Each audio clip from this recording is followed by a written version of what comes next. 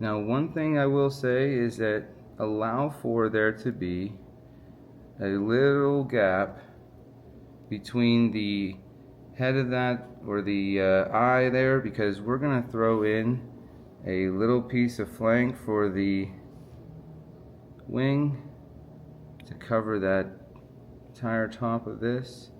So go ahead and rib the thorax section.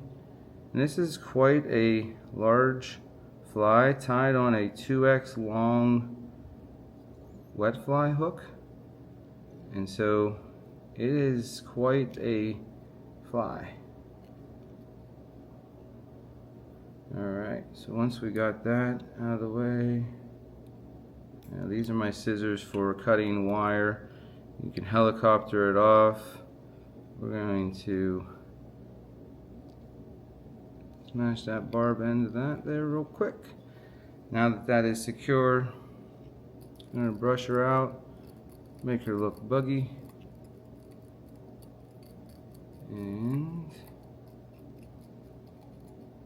the beautifulness of a dubbing brush creates this appearance that you didn't know was hidden until you start releasing fibers. And so just one more sparse little bit of your wood duck feather. We're going to throw it on top there. And so, you know, in this world of so many things grabbing for your attention and competing, if you will, for you to imitate and follow, even we ask you to follow us. And in that, there is a responsibility. We understand that. But there is also an importance for each of us to understand who and what we follow, because it will change and shape us into the pattern that we are imitating.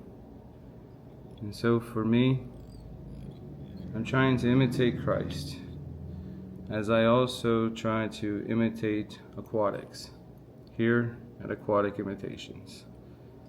And so this is the bird's nest. We hope that you enjoyed the video, and remember, don't hide Jesus like you hide your fishing spots, guys. See you later.